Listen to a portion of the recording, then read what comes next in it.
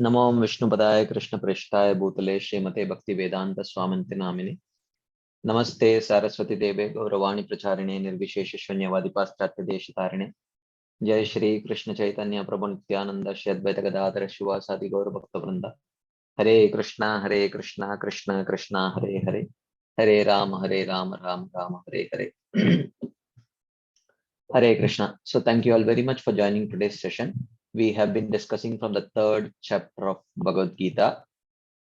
So, uh, I generally do a recap of, that chapter at least, so that, even if it takes us about, let's say, 7 to 10 sessions to complete it,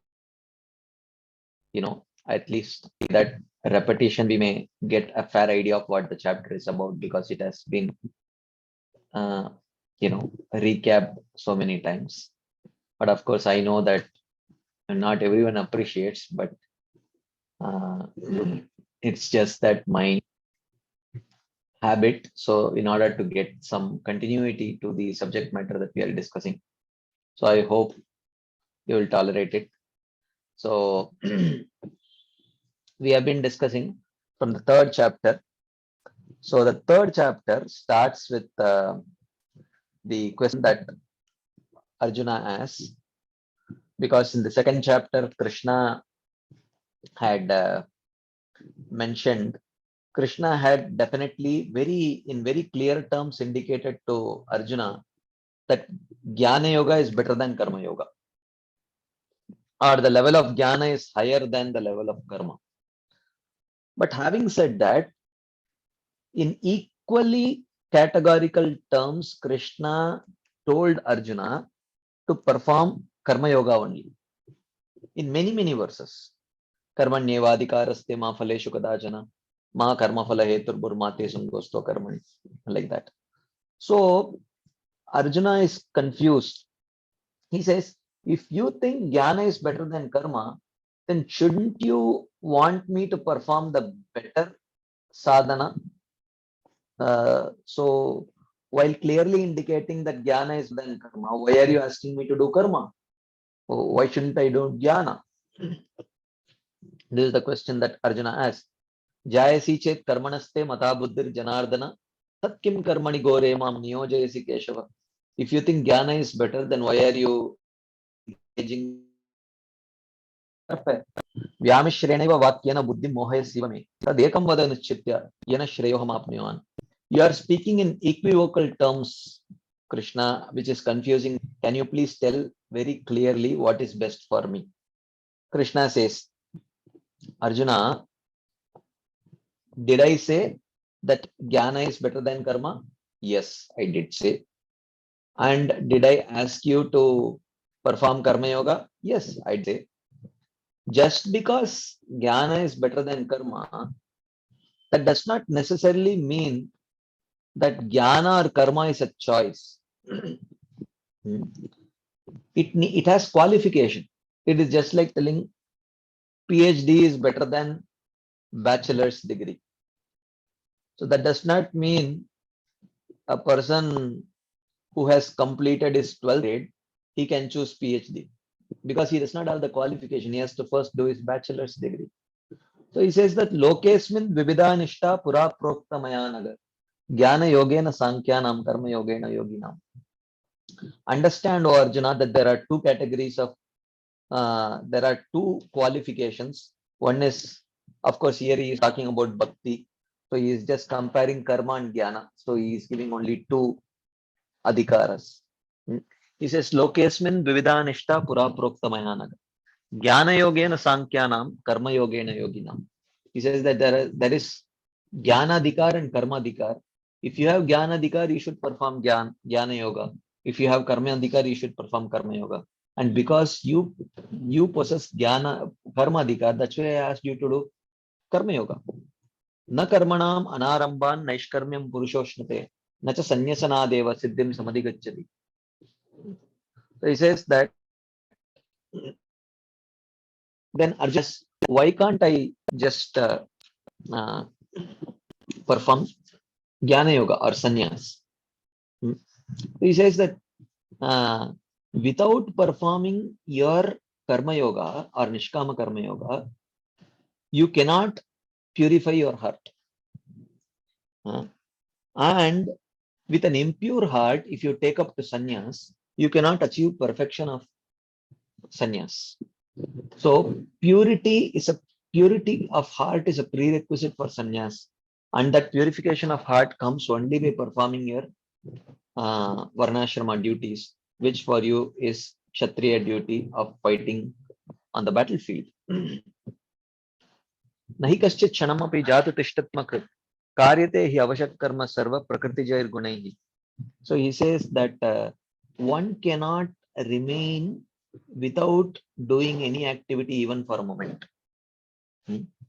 So a conditioned soul cannot remain. It's not that a living entity cannot remain. A conditioned soul cannot remain even for a moment without performing any activity, because he's telling that because the qualification for Jnana Yoga is complete deconditioning. Okay, one overcomes one's conditioning completely, material conditioning. Only when one overcomes, then one can perform sannyas. Sannyas means refraining from performing varnashrama duties. But for a person who is still conditioned, who has not overcome his conditioning, he cannot refrain from performing any activity even for a moment, because the vasanas which he has accumulated over many lifetimes anyway push him into performing some activity. So Krishna is telling Arjuna that Arjuna, you want to take up the sannyas and just beg. But what about your vasanas? They will push you to act anyway. So then Arjuna says, no, that's not a problem actually. You see, during the the exile time period, um, you know, I could suppress my nature. I could suppress my nature. I could suppress the push of my vasanas, and I remained without engaging in that. So why should it not be possible? I can do sannyas. Sannyas is possible for me. So then Krishna says, you're wrong, Arjuna. A sannyasi is not who can control the urges. Rather, a sannyasi is one who does not get any material urge at all. So a sannyasi is not a sense-controlled person. A sannyasi is one who does not have to control his senses, because the senses do not trouble. So that person who has the ability to control his sense can at the most be a good grahastha. I mean, we are talking in terms of the Karma Yoga, Jnana Yoga platform. We are not talking on the platform of bhakti. So don't, take it the other way. So he says that we are talking about the gradual transition of brahmachari to grihastha to vanaprastha to sannyas. So he says that one who can control his senses can at the most be a grihastha, but a sannyasi have to endeavor to control his senses. Because a sannyasi should not get a sense gratificatory desire only, because his heart has to be completely purified. So therefore, you may claim that I can control my senses, but ability to control senses is not the qualification for sannyas. A sannyasi should never get a sense gratificatory desire only. So that's what Krishna says here. Karmendriyani sanyamya ya aste masmaran indriyartan vimudatma mityacharasa uchyate. He says, a sannyasi who thinks that if I control my senses, I will become I am qualified for sannyas. Such a sannyasi is a mityachari. So mityachari does not mean an out and out cheat who has a desire of cheating others, but he is cheating himself because of the incomplete understanding of what is sannyas or what is the qualification for Jnana Yoga. So then in the next verse he says, Yastu indriyani manasa niyamya arabate Arjuna, karmendriyehi karma yogam asaktah savishishyate. So he says that a qualified karma yogi is better than an unqualified jnana yogi, he says. Better to be a grahastha endeavoring to control your senses than to be a sannyasi endeavoring to control your senses, because a sannyasi is not expected to endeavor to control your senses, because a sannyasi has to focus on self-realization. A sannyasi endeavoring to control his senses means his heart is not yet purified. So if he is endeavoring to control his senses, he's not endeavoring for self-realization. So therefore, better be a qualified Nishkama Karma Yogi. Nishkama Karma Yogi means Grihastha. A Jnana Yogi means Sannyasi. Okay, so better to be a qualified Grihastha than an unqualified Sannyasi, or better to be a qualified Karma Yogi than an unqualified Jnana Yogi. So here, again and again, I will remind you, here we are equating Karma Yogi to Grihastha and Jnana Yogi to Sannyasi, because we are discussing still the grad transition from Sakama Karma to Nishkama Karma to Jnana Yoga to liberation. Okay, the gradual path we are discussing. So when we are traversing the gradual path, the ashrama actually indicates our spiritual growth. Traditionally and strictly, even though the scriptures say Panchashordvam Vanam Rajet, when one reaches 50 years old, one should go to the forest and take up the Vanaprastha life. Well, this is not like, like that does not mean without qualification one goes. Because Vanaprastha is the preliminary stage to sannyas. So Vanaprastha stage is the stage of litmus test. It is a litmus test for sannyas. So that is why if you see in Bhagavatam, the last 5 texts of the 7th canto describe the qualifications for sannyasi, the activities of a sannyasi, brahmachari, grihastha, vanaprastha, and then kshatriya, vaishya, and brahmana, like that. So in that, if you see the description, if vanaprastha life has to be described in one word, then it is austerity. Austerity. Vanaprastha is the stage of austerity. Why? Because austerity, tolerance to austerity indicates purification of heart. When the heart is very impure, then one has very little tolerance to austerity. So Vanaprastha stage, so this is how it goes. When one takes up to Grihastha life, generally one tends to have material desires, but gradually by proper execution of one's Varnashram duties, slowly one develops, let me add up a slide here just to clarify this point. Just give me a second.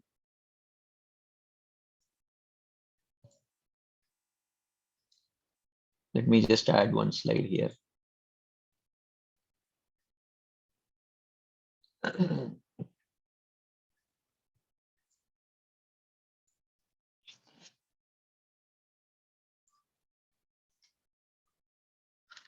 So initially,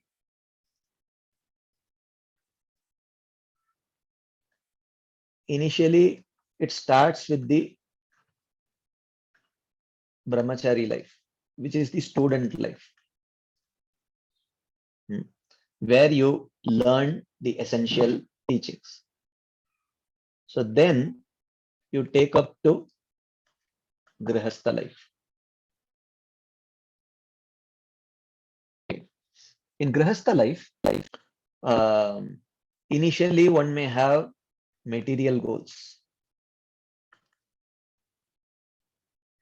Okay. So material goals, one learns to attain the material goals by following the Shastras, which is the stage of Sakama Karma Yoga. Okay. So then by practice of Sakama Karma Yoga, one develops an understanding of liberation as a higher goal. Okay. One develops an understanding of liberation as a higher goal. Okay. So even though they have developed an understanding of liberation as a higher goal, but still the heart is impure. Because the heart is impure, it so you can say they are like, sadhakas. Okay. In the path of pure devotional service, they can be likened to sadhakas, right? So sadhakas, they have prema as the goal, but their heart is still impure with anarthas, right? So similarly, nishkama karma yogis, okay, so nishkama karma yoga is also practiced by grihasthas. Okay, these are little higher level grihasthas who have understood liberation as the goal. Even though liberation is their goal, but still they have to practice their varnashram duties, because that is the means of purifying their heart. Their heart is impure.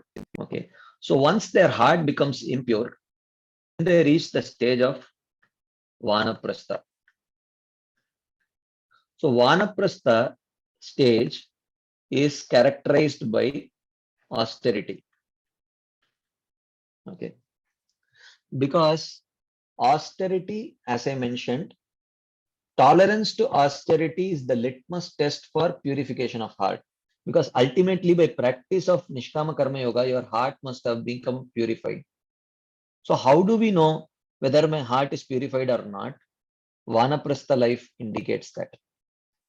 So once you are very clear after executing the Vanaprastha life that the heart is definitely purified, then you take up to sannyas. So this sannyas is actually the stage of Jnana Yoga. And by practice of Jnana Yoga, one attains liberation. Okay. So this is the gradual path. So therefore, in gradual path, if you see, actually, Prabhupada, if you remember, in the system of Varna and Ashrama, Prabhupada calls Varna as social order and Ashrama as spiritual order. If you see, this is the reason. Because the Brahmachari, Grihastha, Vanaprastha and Sannyas is not according to age, but when one properly practices these ashrams, as a Grihastha, if one starts practicing Sakama Karma Yoga by following the scriptures, naturally it will lead to an understanding of liberation as a higher goal, after which they will give up all the Kamya karmas, those karmas which involve, all kind of material results and all that. They practice Nishkama Karma Yoga, and when practiced properly, it is naturally supposed to purify their heart. When the heart becomes purified, they test that purity by practice of Vanaprastha and eventually take up to sannyas. And at sannyas, they they focus fully on self-realization. Okay, and then eventually they become self-realized and achieve liberation.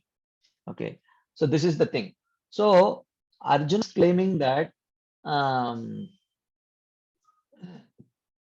Arjuna is claiming that you know what, I can control my senses. He says, if you can control your senses, okay, which means you are qualified only for Nishkama Karma Yoga. Because what is the meaning of controlling my senses? If I have to control, then I am having material desires. So if I have to control my senses, means my material desires are giving me sense gratificatory desires and I am controlling it. So he says that is the stage of Nishkama Karma Yoga. You have to be a grahastha, right? Sannyas is the stage where your heart is completely purified, where you should not be spending time and energy to control your senses. Rather, you should be spending your time and energy to focus on self-realization. So therefore, Krishna says, no, no, no, no, not this. So then therefore Krishna says, Niyata karmanah, sharira yatra pichate na prasiddhyeta karmanah. He says, therefore, Arjuna, you should perform Nishkama Karma Yoga only because you do not have qualification for Jnana Yoga. You,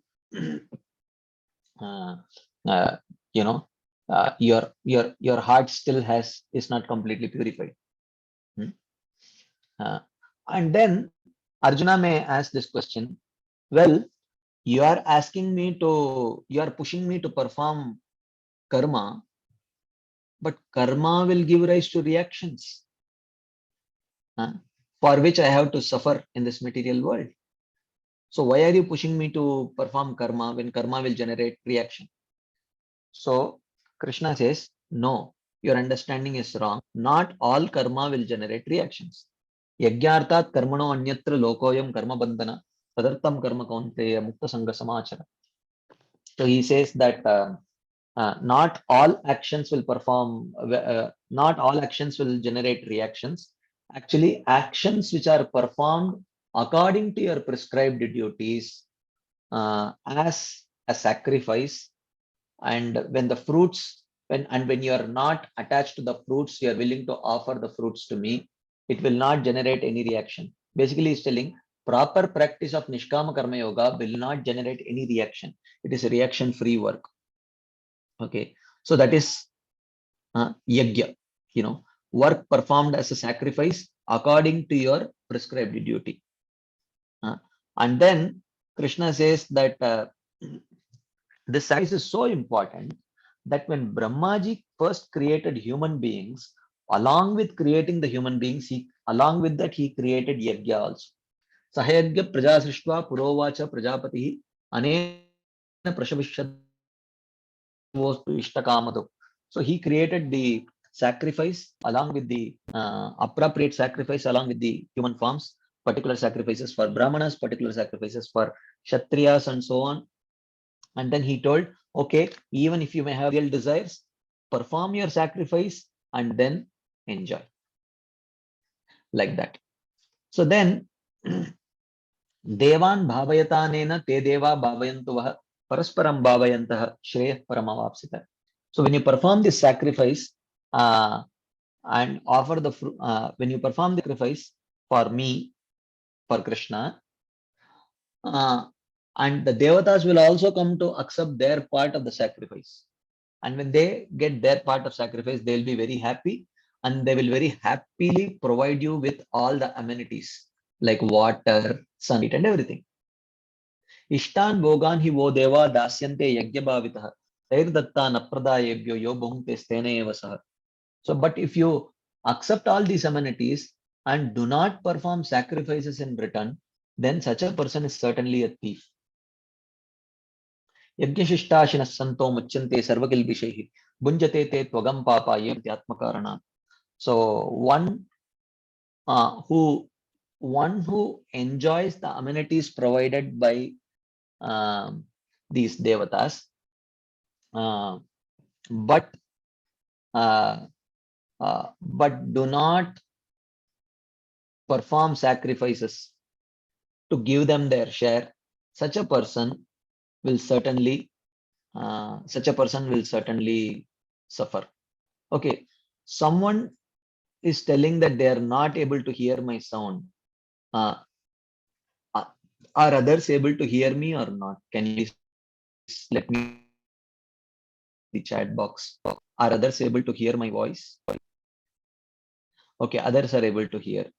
So, Vahini Mataji, maybe you are having some internet issues, or maybe your earphone or something like that. Maybe I don't know. Okay, okay,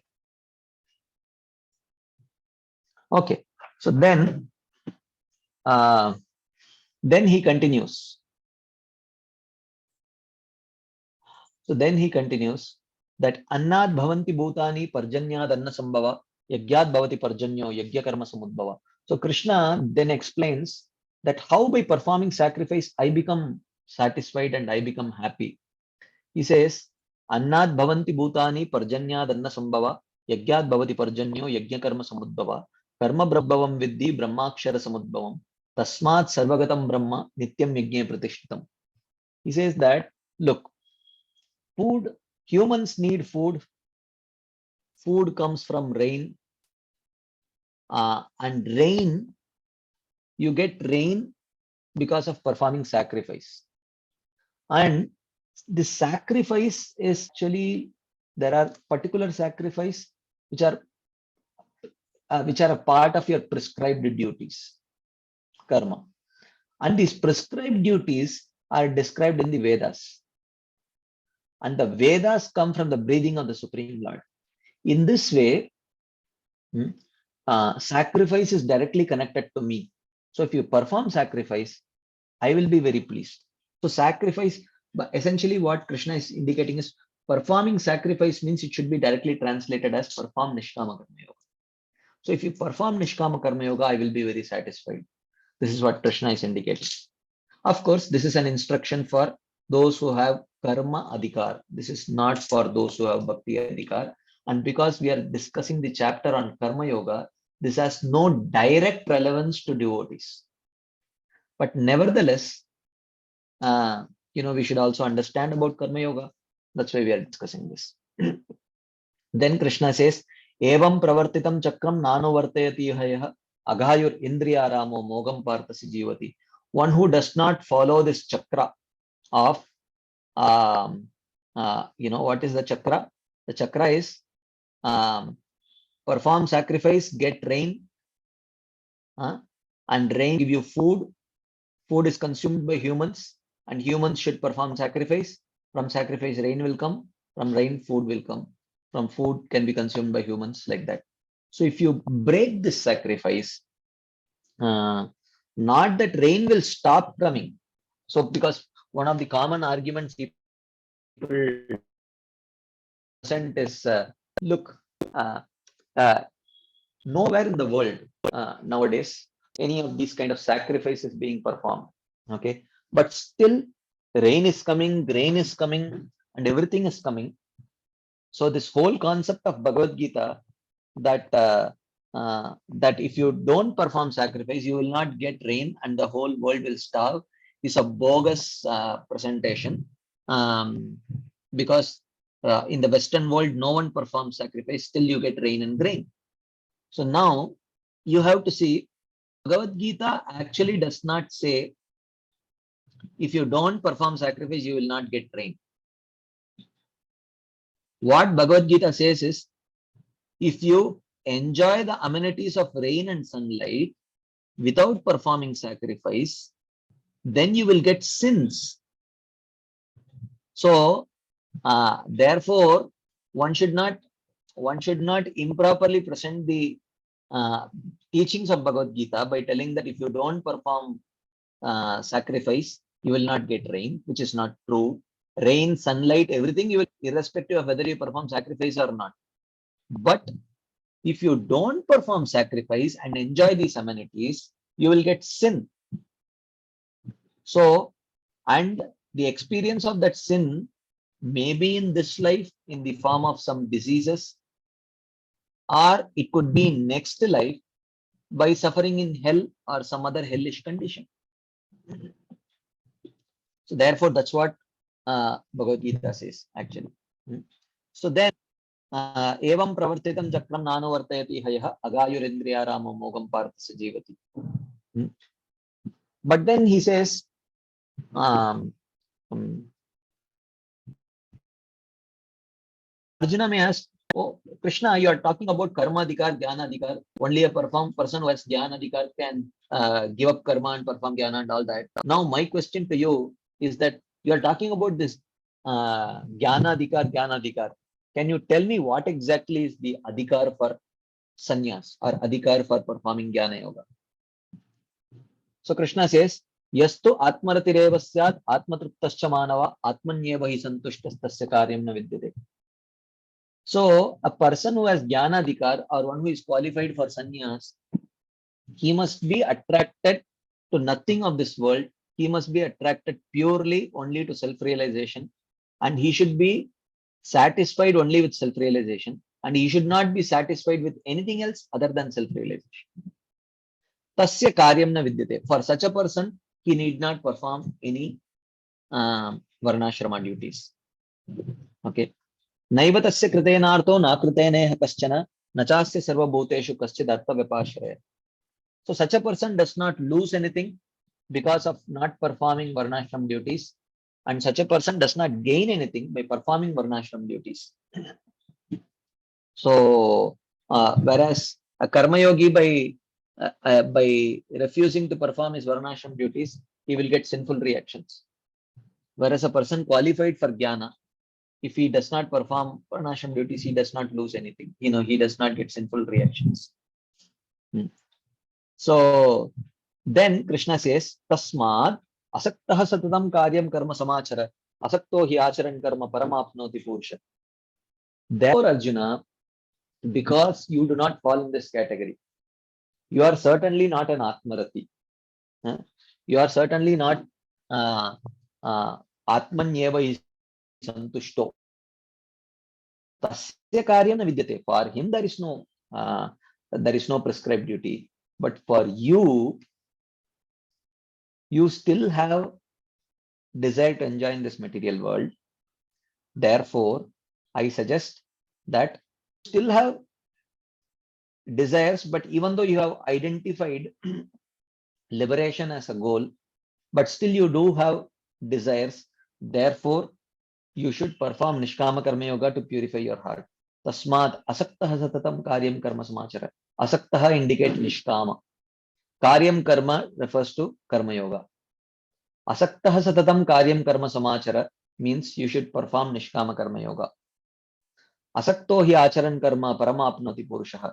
So for you, only performing your Nishkama Karma Yoga will be the means of eventually attaining liberation. Then Arjuna may ask this question that you are talking about Grihasthas should perform, or I am a king, I should perform my duty and all that. But Janak Maharaj did not perform. So Janak Maharaj was a perfected Karma Yogi. So at some point when his heart became completely purified, he installed his son as the king and he eventually gave up. So Krishna says, Karmanaiva hi samsiddhim mastito janakadayah lokasangrahamevapi sampashyan kartum arhasi. He says that Janak Maharaj attained the purification of heart by proper execution of Nishkama Karma Yoga only. And then only he gave up. So Arjuna may say, okay, my heart is also purified. So Krishna gives another argument.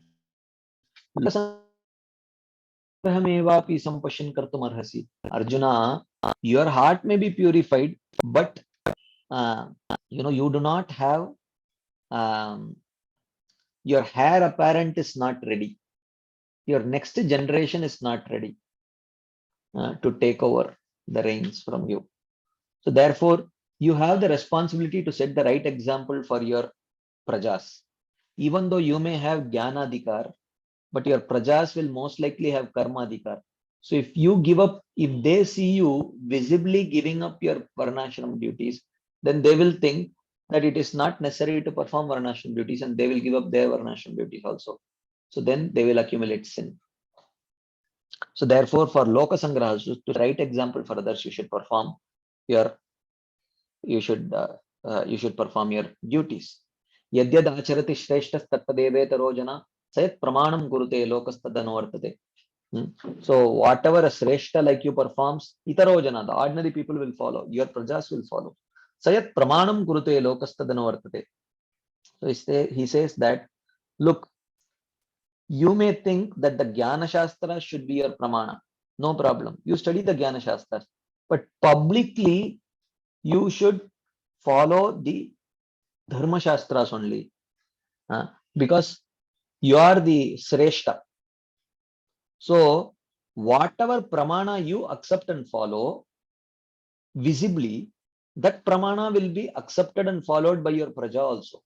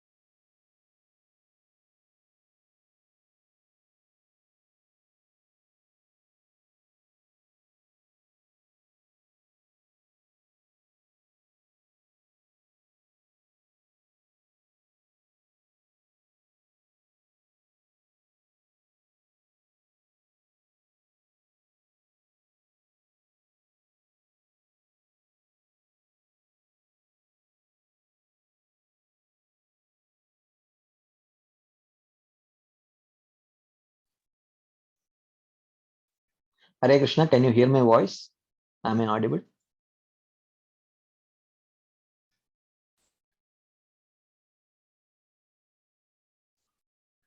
Is my voice at? Okay, thank you. I'm sorry, I had some internet issues. Anyways, so um, so he says that yadyad acharati sreshtas tattadeve tarojana sayat pramanam kurute lokastadanavartate. Arjuna, publicly you should practice, your pramana should be dharma shastras only. You should promote dharma shastras. You should visibly follow dharma shastras because people will follow that because people are looking up to you. So even if you may think that you have qualification for jnana, that you do it internally. Then Krishna says, Arjuna, don't think that I am preaching to you something which I am not myself following. Name partasti kartavyam trishu lokeshu kinchana. Nanavaptam avaptavyam vartayevacha karmani. He says, look, as the Supreme Lord, I have nothing to do. I have no prescribed duty. But still, I visibly follow all of that. Um, uh, you know, यदि ह्यहं न वर्तेयं जातु कर्मण्यतन्द्रितः मम वर्तमानो वर्तन्ते मनुष्या पार्थ सर्वशः. If I do not carefully follow the duties, then people will follow my example. Utsideyur ime lokan nakuryam karmachedaham sankarasya cha kartasyam upahanyami mahapraja. So he says that, and you know what? If if I don't follow my duties, if people follow my example, then it will lead to Varna Sankara. Because one of the arguments of Arjuna was that Krishna, if I fight and many people get killed, then their wives will not have any protection and they will give birth to Varna Sankaras. Krishna is telling argument. This argument is not right. Rather, if you do not fight, then all your prajas will see that you are neglecting to perform your varnashram duties. Wholesale, all of them will give up their varnashram duties. And if they do not follow their varnashram duties, they will fall down from their varna. And then subsequently, whatever children take birth, they will all be varna sankara. Therefore, your understanding is improper. This is what Krishna is indicating here. Because Krishna is a Sreshta who is looked upon. Similarly, Arjuna being a king is also a Sreshta. He will be looked upon, and whatever example he sets, others will follow. So then Krishna, he says, Saktaha karmanya vidvamso yata kurvanti bharata kuryad vidvams tasaktas chikirshur lokasangraham Arjuna, mostly the people under you will be attached people. So rather than giving up your duty, you perform your duty with detachment, and in that way teach them also how to perform detached work, rather than through your teachings or through your example encouraging them to give up their duty, but through your teachings and through your example show them how they can perform detached work. So for that you should also perform your work. So therefore he says, Na buddhi bedam janayed agyanam karma sanginam joshayet sarva karmani vidvan yuktah samacharan. So he says that never try to disturb the intelligence of these karma adhikaris by telling them that jnana is better than karma. Rather, you also perform karma and show them how detached work can be performed. So then the question is, how do I understand whether karma sangi or he's qualified or he's a vidwan, he's qualified for jnana? So he says, Krishna says, Prakrite kriyamanani gunai karmani sarvashah ahankara vimudatma kartaham iti manyate. He says that a karma sangi or a foolish person, he has prakrite kriyamanani gunai karmani sarvashah. He thinks even though he is only as a soul, he is the desiring doer. Prakriti is the performing doer and Krishna is the sanctioning doer. But this foolish person thinks that I am the desiring doer, I am the performing doer also, because he is identifying with the body. And I don't need anyone's sanction. Like that he feels. Karta aham iti manyate. On the other hand, a person who is properly self-realized, tattva vittu mahabaho gunakarma vibhagayoho guna guneshu vartanta iti matva na sajjate. Whereas a wise person who is qualified for jnana, he clearly sees that when any desire that I get is just due to my vasanas, and the vasanas are a part of my body, and I am not this body. And any pleasure that I get or that I seem to experience is only due to my misidentification with the body. Otherwise, it is just senses, one part of Prakriti interacting with another part of Prakriti. The senses interacting with the sense objects. Senses and sense objects both are Prakriti. Guna guneshu vartanta iti matvana sajjate. So Prakritir guna sammuda sajjante gunakarmasu tana krishna vidomandan krishna vinnam chale. Again, he re-emphasizes a person qualified for jnana should not unnecessarily disturb the intelligence of a karma sangi. Rather, he should also perform his duties and teach that person how one can perform detached work, rather than encouraging him to give up work. Because no one wants to do work. No one likes to do work or take responsibilities. Everyone wants the fruits without performing work. Okay. So then Krishna directly concludes in this 30th verse. This is the summary of Nishkama Yoga. Mayi sarvani karmani sanyasya adhyatma chetasa nirashir nirmamo bhutva yudhyasva vigatajvara. So first thing he says is Mayi sarvani karmani sanyasya, which means perform yagyartat karma. That's what he's telling. Okay, perform yagyartat karma. Do not be attached to the fruits. Offer the fruits to me. Adhyatma chetasa means fix your mind on self-realization, not on the meager fruits of this material world. Nirashir nirmamo bhutva. Don't become possessive of things of this material world. And vigata jvara. Be free from lethargy in executing your duties. Sometimes you may not feel like performing your duties, but don't be lethargic. Perform your duties. Yudhyasva. Yudhyasva means specifically when I am talking about duties, I am talking about your varnashrama duties, and your varnashram duty is to fight. Yudhyasva, fight.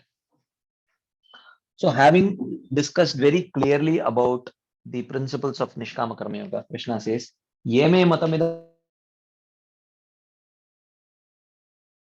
Shraddhavanto na suyanto muchyante tepi karmabhihi. One who with faith follows this teaching always, without envying me, he will attain freedom, he will attain liberation.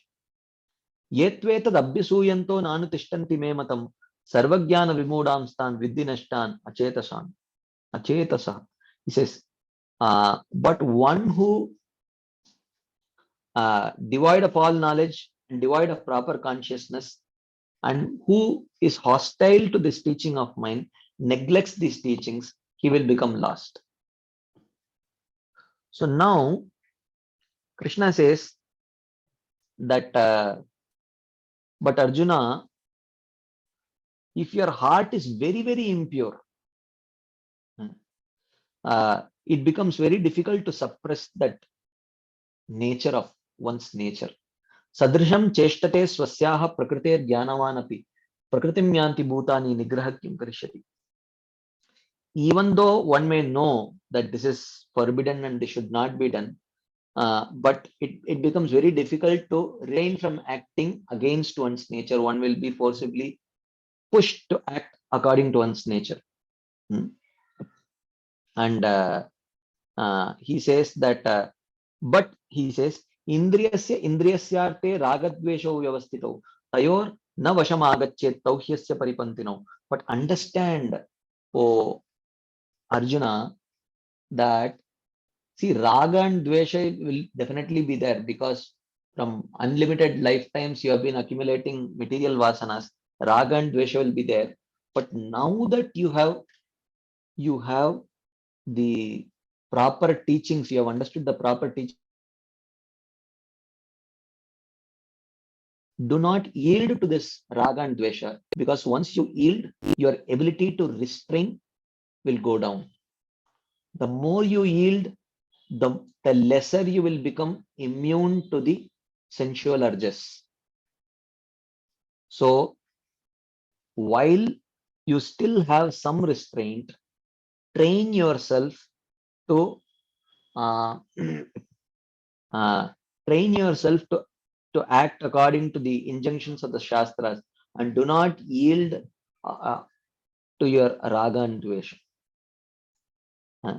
Indriyasya indriyasyarte ragadvesho vyavastito tayor na vashamagachet tauhyasya paripantino. They will become greatest obstacles in your progress, Arjuna. So understand and do not yield to that. Okay.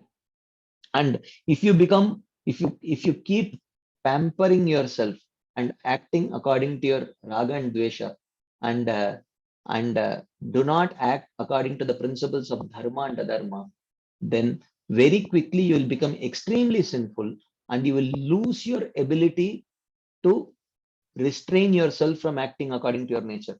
If you do not follow the principle which is given in 3.34, then you will fall within the category of 3.33 very soon. You will lose your ability to act according to the injunctions of the scriptures. You will become completely addicted to act according to your nature only. So then Krishna says that, okay, Arjuna may say that, look, dharma has to be followed, right? So why not I follow the dharma of a Brahmana? Why follow the dharma of a Kshatriya? I can very easily follow the dharma of a Brahmana. So he says, Shreyan swadharmo viguna paradharmat swanashtitat swadharme hi nidanam shreyah paradharmo bhayavaha. He says, Arjuna, better improperly perform your duty than to perfectly perform someone else's duty. So this is where we had a long discussion last week, right? So this was the last verse that we saw. It took us some time to recap, but still we have time. We will cover a few more verses. So last week we discussed that, so here what Krishna is telling is better to, as if you are a Brahmana, better you improperly, incompletely perform your Brahmanical duties than to perfectly perform the Kshatriya duties. Okay. So this is where we were discussing. Many times people say, even though Krishna says in Bhagavad Gita, Chaturvarnyam Maya Srishtam Guna Karma Vibhagayo. So Krishna says that the four Varnas are divided based on Guna and Karma.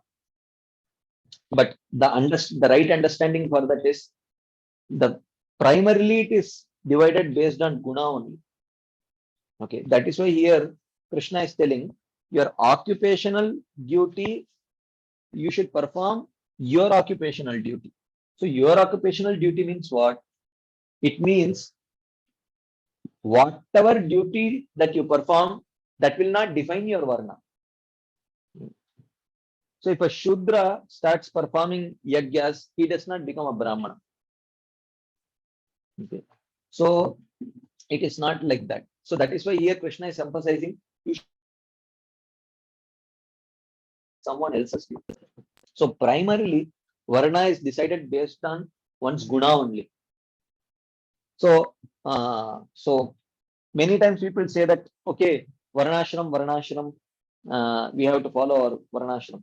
So first thing, what is your Varna? Oh, this is my occupation, so this is my Varna. No. Your Varna is not decided by your occupation. Rather, you are supposed to choose your occupation based on your Varna. Right? So, why Shreyan Swadharmo Viguna Paradharmo Sonushtita? We saw the example of, because a Kshatriya or a Kshatriya has a specific disease. A Brahmana has a specific disease. A Vaishya has a specific disease. A Shudra has a specific disease.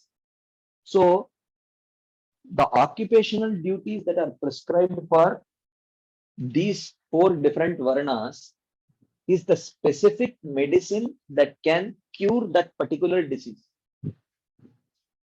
So just like otherwise, if like we saw last time, you know, a person who is suffering from malaria, he finds his own medicine very, very bitter.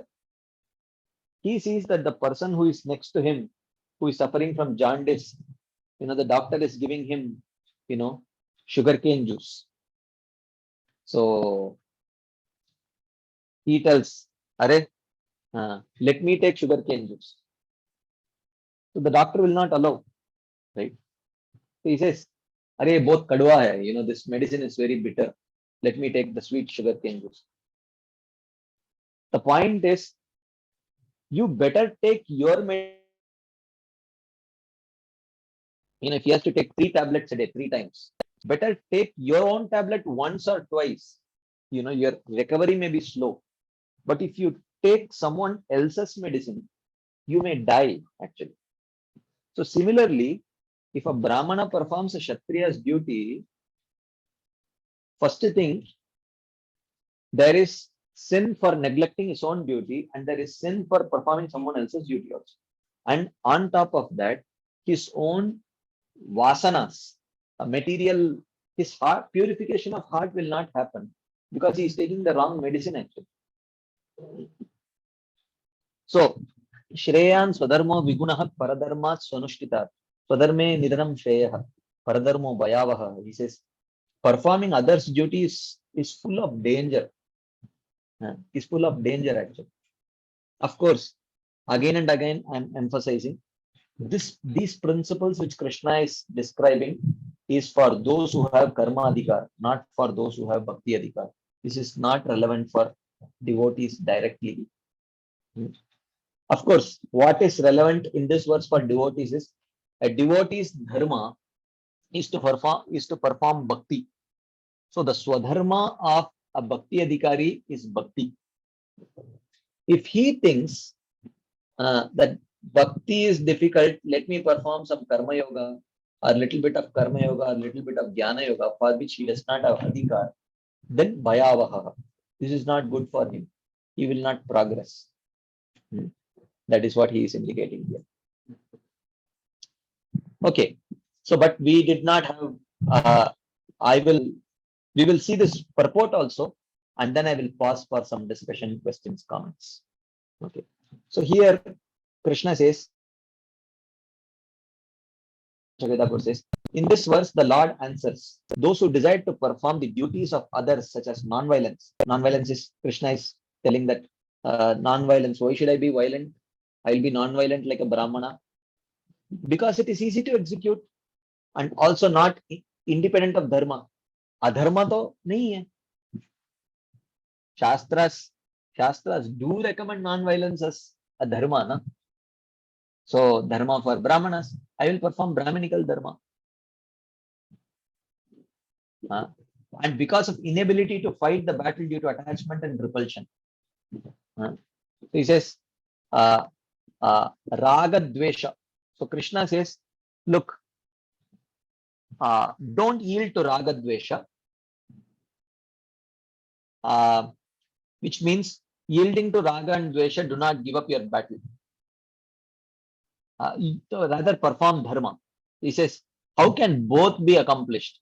So he says, non-violence is also a dharma given in the Shastra. I will follow that dharma. In which I don't have to necessarily kill Bhishma and Drona also, and at the same time, I'm not giving up dharma. Krishna says, no, that will not work. Because that is not your dharma, that is someone else's dharma. He says, one should boldly perform one's duties, even though they may have some slight fault. This is better than performing others' duties, even if those duties are executed well and are full of good qualities. The reason is given. Destruction in the course of performing one's own duties is better. Performing others' duties is dangerous. In the seventh canto of Bhagavatam speaks of performing others' duties as irreligion. Paradharma mentioned as one type of irreligion.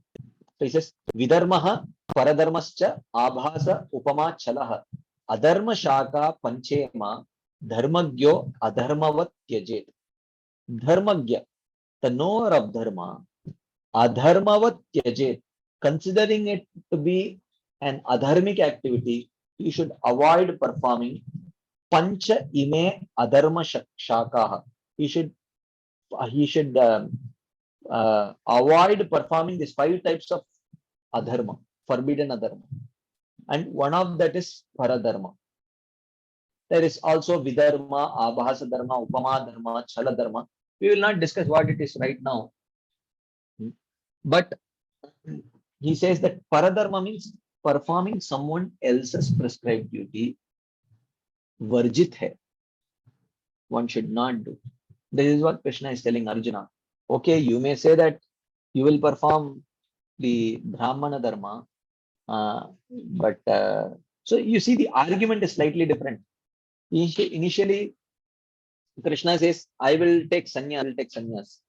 He says, no, you cannot take sannyas because your heart is not pure. You have to perform Varnashram dharma. So now Arjuna's argument is, okay, I will perform Varnashram dharma, but I will perform Brahminical Varnashram dharma. So now he says, no, you should stick to your Varna and you should stick to your ashram only and not anyone else's ashram and anyone else's Varna.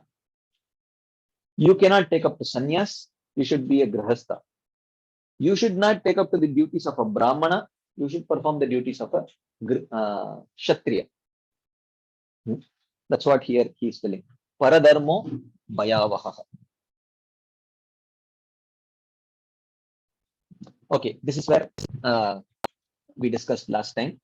Any quick discussion points, comments, questions before we move ahead to today's discussion? Anything anyone would like to share as add?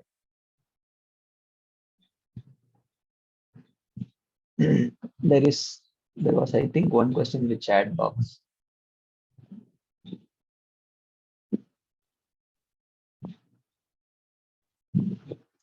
Okay, there is a question. In Srimad Bhagavatam 7th canto, why Karma Yoga, Jnana Yoga section of purification is mentioned? Well, of course, in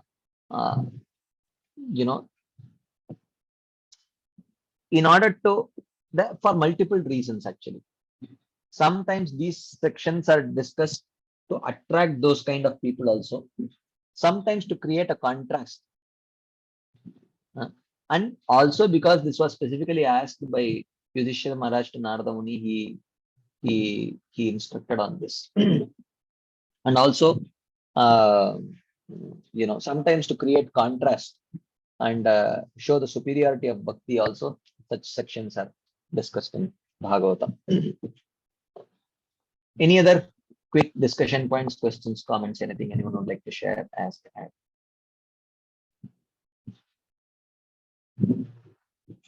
Okay, if there is none, we will continue.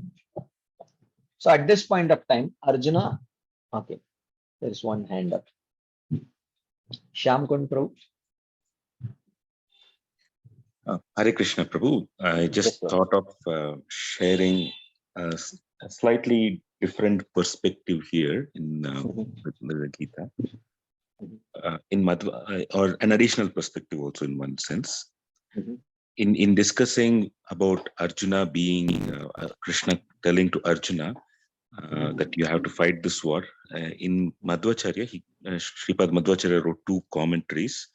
In his commentary, Madhvacharya brings in an interesting reference, and he says from the Brahma Purana, I think, that from the age of 14, every moment a person lives, the reactions by living in this world, the person is accumulating enough reactions for 10 more births. So there is no way one can counteract by simply not doing na karmam anaramban. By just going to the forest, one cannot counter that many reactions at all by not doing anything. That was one point which I just thought maybe you may like from Madhvacharya. That's one. And he also brings in that I think it's the 20th verse of this 3rd chapter here. 20th verse? 20th. I think it's about Maharaj Janaka, right? Yeah. So for Loka Sangraham Evapi there, Sripad Madhvacharya says that Janaka and Sanaka Sanatana, they are all qualified to be Gyanis. But the difference is Sanaka and others were Gyanis and they lived like a sannyasi. And Janaka was Gyani, but for the sake of Loka Sangraha, for the welfare of this world, he lived following the Nishkama Karma Yoga path. And so he says, Arjuna is by giving these examples, Krishna is telling Arjuna, you are also a Gyani like them. Better be for Loka Samgraha, be a person like Janaka. That was Sripad Madhvacharya. This is 2 perspectives.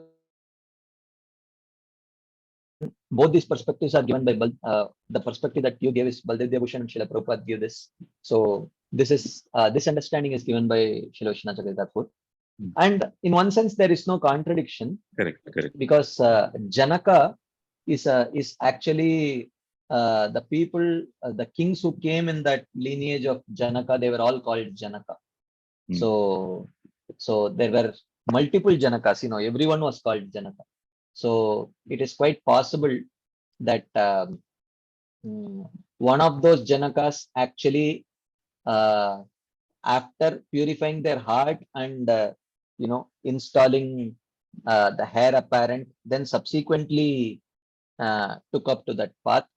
And some other Janaka, despite having a pure heart, for the purpose of Loka Sangraha, he continued being a king and externally continued practicing his Nishkama Karma Yoga duties like that.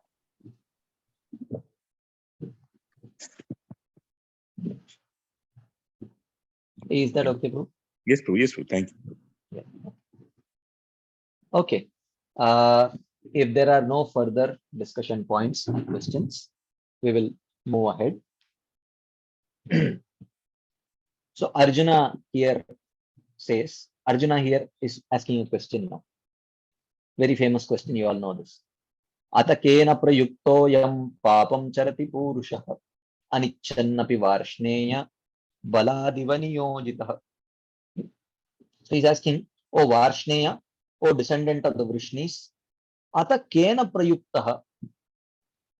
by what force ayam purusha, a person,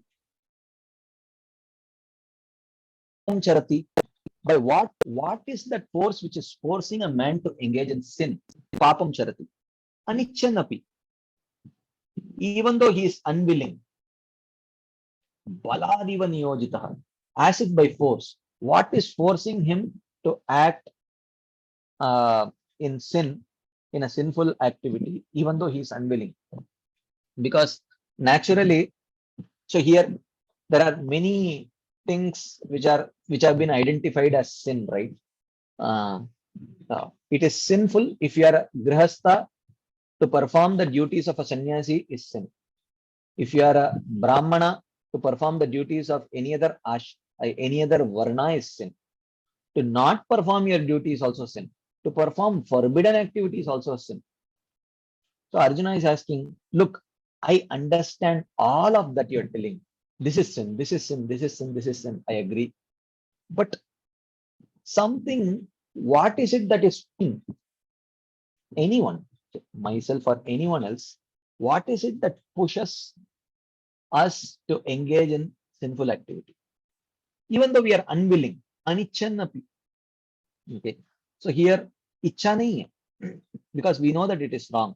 So here, Arjuna presents this classic tug of war between, on one side, one's faith or shraddha, and other side, one's swabhava. So he is indicating his shraddha by calling that activity as papam. He says it is sinful, I know. And he also uses the word anichan. Okay. Indicating that I am unwilling to do this. And then he is indicating the swabhava by telling balad. Baladiva niyojita. Some external force is pushing me to act in this way. Okay. So, like that. So, he's telling that, well, I don't want to do, I know it's sinful, but someone is pushing me. What is that force? So, this could be in the context of Nishkama Karma Yoga, it could be, well, you know what? Actually, I understand that to perform someone else's duty is sin. But you see, you want me to do the duty of a grihastha and fight, but I want to do the duty of, but I like doing the duty of a sannyasi, even though it is sinful. Now you want me to perform the duty of a kshatriya, but I want to do the duty of a brahmana, even though you're telling me that it is sinful. And not only that, sometimes there are many other activities which are forbidden according to the Shastras, but we do get those desires to perform those forbidden activities. What is that force which is pushing, which pushes people to act in inappropriate ways, even though they know that it is inappropriate? Okay. So here, because Krishna did mention that indriyasyarte ragadvesho vyavastito tayorna vashamagachet tauhyasya paripan. Don't yield to raga and dvesha, he says. So, referring to verse 34 about raga and dvesha, in this verse, Arjuna asks about the attachment to the objects of the senses, such as enjoyment with others' wives, even though it is forbidden by scripture. Scriptures reject acting inappropriately, but still knowing that it is inappropriate, even after knowing that it is inappropriate and sinful, why does one get that desire? So he says that though without desire to engage in sin, because of knowledge of the rules and prohibitions of the scriptures, by what influence does one engage in the act? As if by force. why is one acting in this way? I know it is wrong. Even for this, for a karma yogi, this may be for devotees also, right? We know that this is anukulyasya sankalpo pratikulyasya varjanam. This is anukul for bhakti. These are pratikul for bhakti. Sometimes we have dvesha for that which is anukul for bhakti, and we have raga for that which is pratikul for bhakti also. And sometimes we may yield to that also. We may end up doing things which are unfavorable for our bhakti, and we may sometimes neglect doing things which are favorable for our bhakti also because of our material conditionings. No, I mean, I don't know, because of whatever reasons. Arjuna wants to know what is it. So this means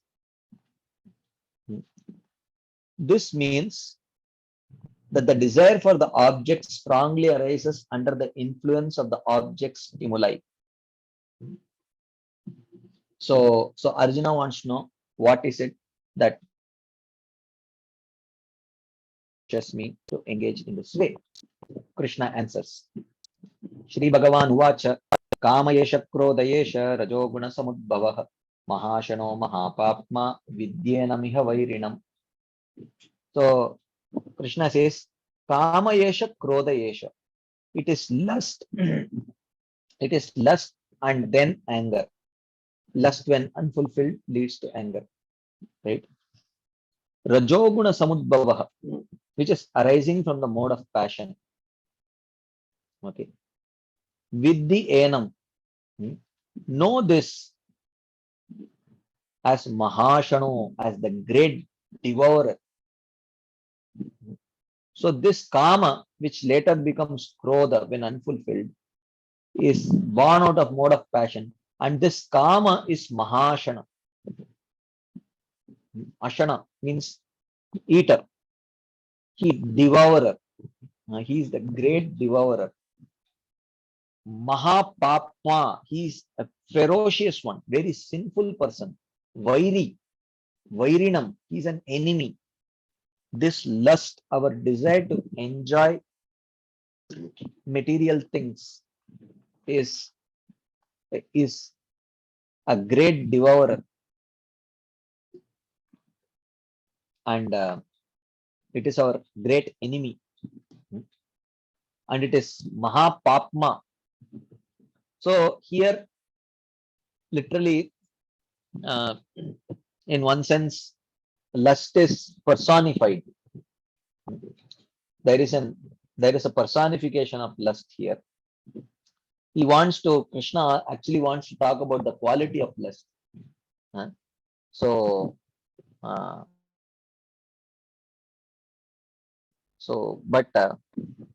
lust is the enemy. In the sense, lust is an obstacle. Lust does not consider us an enemy, because lust is just a, in one sense, it's just a quality. It's inanimate, like that. So he says, Srila Vishwanath Jagadagur says, lust, composed of the desire for the sense objects, impels a man to sin. A man being urged by lust engages in sin. This lust, appearing in a different form, becomes visible as anger. So lust, when fulfilled, manifests as greed. Manifests as greed. When unfulfilled, it manifests as anger. Like that. This means that lust, being obstructed by someone, transforms into anger. That's what he is indicating here. So here, even though he is using the word lust, you can in general take it as, in a generic way, it refers to the vasanas, the material vasanas, which actually inspire a desire to enjoy some object of this material world. Okay. Lust arises from the mode of passion, and from lust arises anger in the mode of ignorance. Okay. But after, so, but someone may say, okay, but after the fulfillment of desire, the desire should be finished, right? When the desire is fulfilled, then the when the desire is fulfilled, then the desire should go up. So Krishna says, no, Mahashano. This lust is a great devourer. It is impossible to satisfy the expectations of desire. If it is fulfilled, it will ask more. Aniyor, like that. Lust is never fulfilled when even when we lust is never satisfied even when we fulfill those lusty desires. It only increases. As the Smriti says, and there is a similar verse in Bhagavatam, he says, this is from Mahabharata. Yat prativyam vrihi yavam hiranyam pashava striyah nalam ekasya tatsarvam iti matva shamam vrajet. Understanding that all that is available on earth in the form of food, gold, animals, and women is not enough for one person. One should go about with peaceful mind. So, essentially, if you, the means of, basically Krishna says that if, you cannot try to,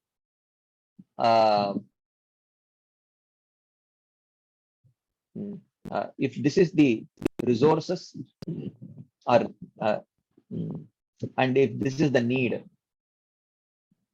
okay, so if you try to bridge this gap, so if you try to bridge this gap by enhancing the resources, hoping to bridge this need, okay, or you can say want, okay, because I don't want to say that, even basic needs should not be fulfilled. Of course, what is basic, what is a luxury, one needs proper guidance for that, and it is little bit subject, there is a it's little bit subjective also. I don't want to, so he says that if you try to increase the resources and try to bridge this, this will never happen, because when you increase the resources, the need will also increase. Then when you increase the resources, the need will further increase. Okay. So this gap will never be bridged by just adding fuel more and more, because increasing the resources more and more will increase the needs more and more. So therefore, one should learn to bring down their needs rather than try to keep fulfilling all, or bring down their wants rather than trying to fulfill the needs, fulfill their wants through increasing the resources. Yeah. So, so therefore, he says this is Mahashano. You think that if I feed him, once his stomach is full, he will keep quiet. No, he has unlimited capability of eating. Whatever you feed him, he can consume and he will ask for more. So he says, if it is not possible to make an alliance with lust by giving dana, then is it possible to bring under control by sama or veda?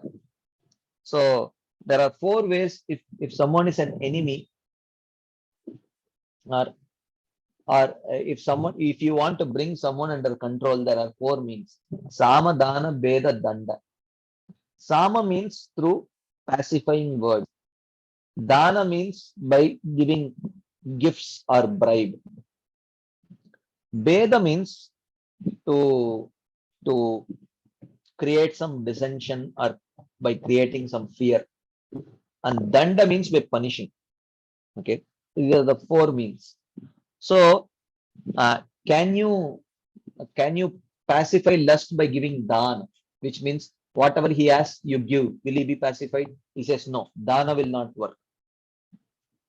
What about sama or beda? Pacifying words or words which can create fear. Will that try to subdue lust? So he says no. He says lust is a very great demon, Mahapatma. He cannot be controlled in that way. So you cannot control lust by sama, dana, beda. Danda is the only way. That's what he's indicating here. Any quick discussion points, comments, questions before we move ahead?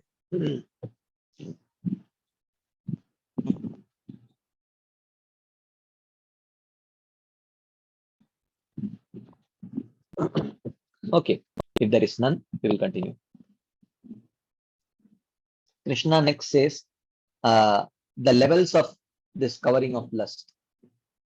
Dhumena vriyate vaknir yatadarsho malena cha yatulbena vrito garbhas tata tene damavritam. He says yata dhumena avriyate vaknihi. As fire is covered by smoke. Okay, so when smoke covers fire, you can little bit see the form of the fire is also there, and you can experience the heat and light of fire also to a great extent. Yatadarsho malena cha, or when mirror is covered by dust, then the form is there, but the utility is not there. Right? So when dust covers the mirror, you can identify that it is a mirror, but the reflecting, the mirror will not show exhibit the utility of reflecting the image. Or yata ulbena avrito garbha, or as an embryo is covered by the womb. When the embryo covers the womb, you can neither the form is there, nor the utility is there. There is a human being there. You cannot see the human being, and there is no utility. He cannot perform his function also. In the same way, tata tena idam avritam. In the same way, this whole universe, which consists of various species, to various degrees, they are covered by this lust. Okay, they are covered by this lust. Lust means desire to enjoy in this material world. So he says, lust is not just an enemy of some, but it's an enemy for all. This is explained with examples. The examples illustrate various degrees of lust: shallow, deep, and very deep. The fire, even though covered by smoke, still performs its function of burning. So it covers, even though covered by smoke, it can still burn. Because of the disappearance of its natural clarity, the mirror covered by dust does not carry out its function of reflecting images properly, though it is known as a mirror by its form. So, fire covered by smoke, form and utility both are there. Dust, mirror covered by dust, form is there, utility is not there. The fetus covered by the womb cannot perform its functions of stretching its hands and feet. Its true form cannot be understood within that covering. So form is also not there. And form is also not there, and the utility is also not there. So similarly, when lust is shallow, it is possible to remember the spiritual goals. Okay. When lust is shallow, it is possible to remember the spiritual goals. When lust is deep, it is not possible to remember the spiritual goals. When it is very deep, one becomes unconscious. Okay. So this is levels of depth.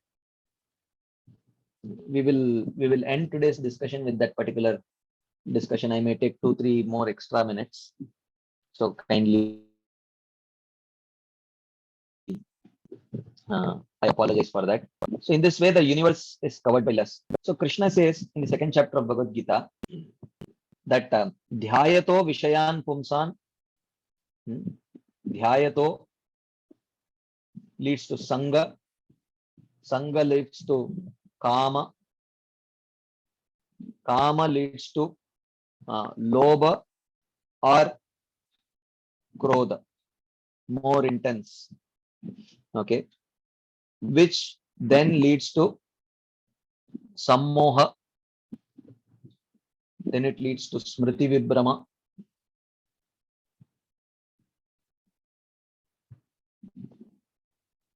then it leads to buddhi nasha,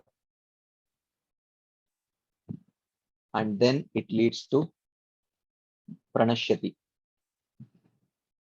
okay, destruction. So dhyayato is meditation.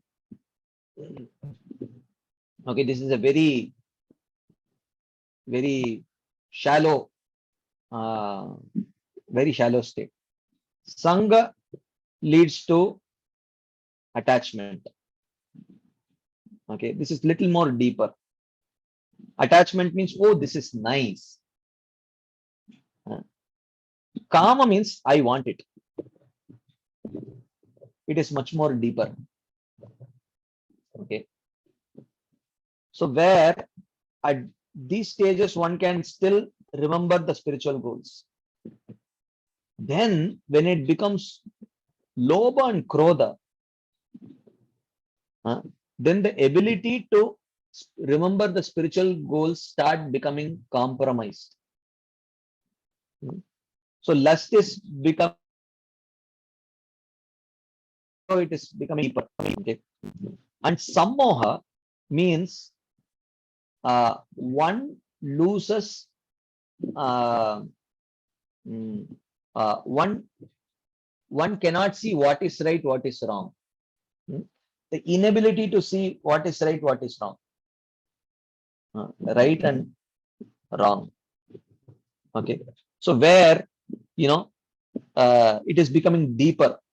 Smriti vibhrama means whatever we learnt in the scriptures, that if lust attacks, I should do this 1, 2, 3, 4, various things that we need to do.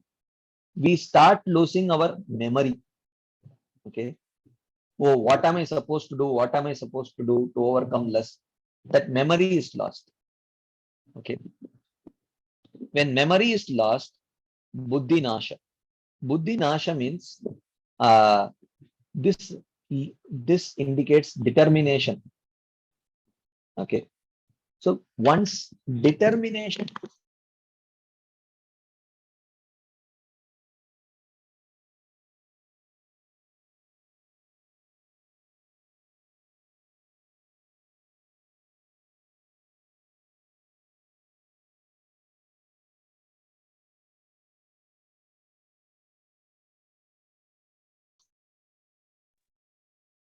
Can you hear me? can you hear me now? Okay. I'm sorry. So so I was telling that sammoha means one forgets what is right, what is wrong. Smriti vibhrama means whatever, if lust attacks, you should do this 1, 2, 3, 4. He starts forgetting that, and when he forgets it, then there is buddhi nasha. The determination to fight lust is gone. He just gives in to lust and starts enjoying. Okay. So and then it leads to fall down of the soul. So you see here, there are multiple ways in which this, these 3 levels are described.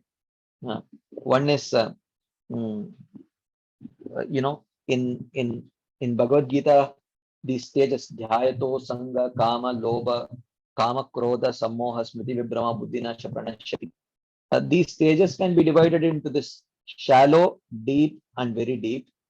Okay.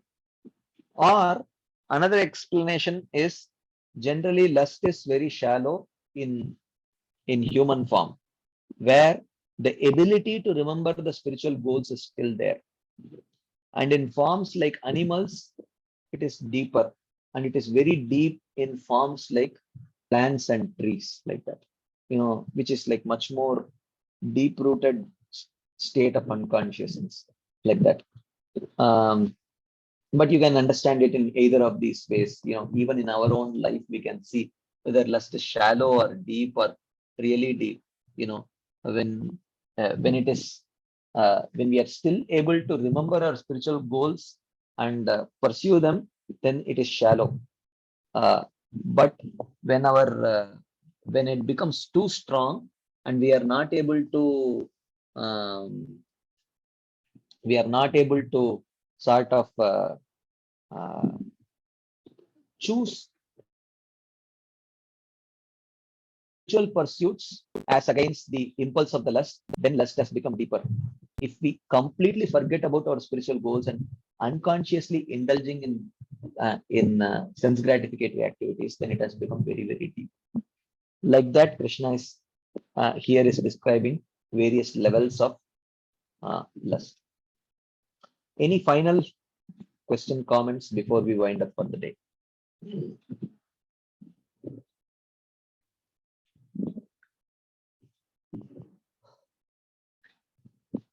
Okay. So thank you all very much for your patient listening and your enthusiastic participation. We will continue this discussion next week. Srila Prabhupada ki jai, Srila Vishwanath Chakravarti Thakur Pad ki jai, Srimad Bhagavad Gita ki jai. Hare Krishna. Thank you very much.